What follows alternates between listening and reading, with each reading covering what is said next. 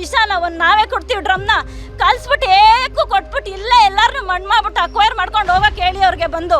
ಇಲ್ಲಿ ಹಾಸ್ಪಿಟಲ್ ಇದೆ, ಅಲ್ಲಿ ಒಬ್ಬರೇ ಡಾಕ್ಟರ್ ಇರೋದು. ಬೇರೆ ಬೇರೆ ಡಿಪಾರ್ಟ್ಮೆಂಟ್ ಓಪನ್ ಮಾಡಲಿ, ಡರ್ಮೆಟಾಲಜಿ ಮಾಡಲಿ, ಕಾರ್ಡಿಯಾಲಜಿ ಮಾಡಲಿ. ಅವ್ರು ಹೇಳಿದ್ರು ಕ್ಯಾನ್ಸರ್ ಇದೆ ಅಂತ, ಕ್ಯಾನ್ಸರಿಗೆ ಡಾಕ್ಟರ್ ಇಡಲಿ. ಅದಲ್ವಾ ಡೆವಲಪ್ಮೆಂಟ್? ಸುಮ್ಮನೆ ಅಲ್ಲಿ ಕೂತ್ ಮಾತಾಡಬೇಡಿ ನೀವು. ಇವಾಗ ನಮ್ಮ ಅಪ್ಪ ಅಮ್ಮ ಈ ಥರ ಆದರೂ ಸಾಕ್ತಿದ್ದಾರೆ. ಇವಾಗ ಅವ್ರನ್ನ ನಮ್ಮಿಂದ ಭೂಮಿ ಕಿತ್ಕೊಂಡ್ರೆ ಎಲ್ಲೋಗ್ಬೇಕು ನಾವೆಲ್ಲ? ಎಲ್ಲೆಲ್ಲೂ ಕಟ್ಸ್ಬಿಟ್ಟಿದ್ದಿ, ನಂದೇ ನಂದೇ ನಂದೇ ಅಂತ ಎಲ್ಲೂ ಹೊಡೆದ್ಬಿಟ್ಟಿದ್ದಿ. ಅದೆಲ್ಲ ಮಾಡು ಅಕ್ವೈರು. ಆ ಬೆಂಗಳೂರು ಪೇಟೆ ಕಾರ್ ಓಡಿಸ್ಕೊಂಡು ಹೋಗೋಕ್ಕಲ್ಲ, ಗುಂಡಿ ಅತ್ತಾಗೂ ಬೀಳ್ತದೆ ಇತ್ತಾಗೂ ಬೀಳ್ತದೆ. ಆ ಗುಂಡಿಗಳು ಮುಚ್ಚಕ್ಕೆ ತಾಕತ್ತಿಲ್ವೇ ನಿನಗೆ?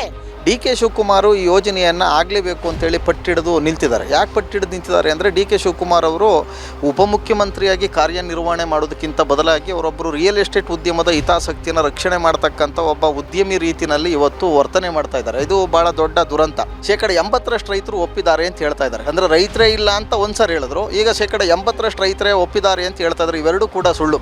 ಇಲ್ಲಿ ರೈತರು ಯಾರೂ ಕೂಡ ಒಪ್ಪಿಲ್ಲ. ಡಿ ಕೆ ಶಿವಕುಮಾರ್ ಅವರು ಸುಳ್ಳು ಹೇಳ್ತಾ ಇದ್ದಾರೆ.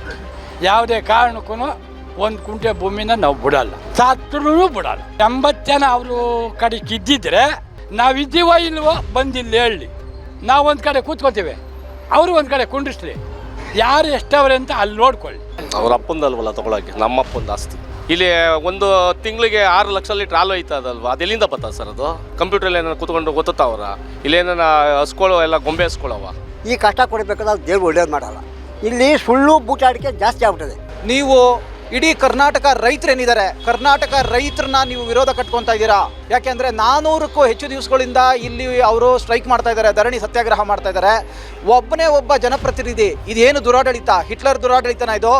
ಮುಖ್ಯಮಂತ್ರಿ ಆಗಲಿ ಉಪಮುಖ್ಯಮಂತ್ರಿ ಆಗಲಿ ಅವ್ನು ಯಾರೇ ಆಗಿರಲಿ, ಅವರು ಬಂದಿಲ್ಲಿ ನೋಡಬೇಕು ಅನ್ನೋದು ಇಲ್ಲ ಅಂದರೆ ಯಾವುದೋ ಇಂಟೆಲಿಜೆನ್ಸ್ ರಿಪೋರ್ಟ್ ಇಲ್ವಾ? ಅವ್ರಿಗೆ ಗೊತ್ತಾಗ್ತಾ ಇಲ್ವಾ ಇಲ್ಲಿ ರೈತರು ಇಷ್ಟು ಗೋಳಾಗ್ತಾ ಇದೆ ಅಂತ?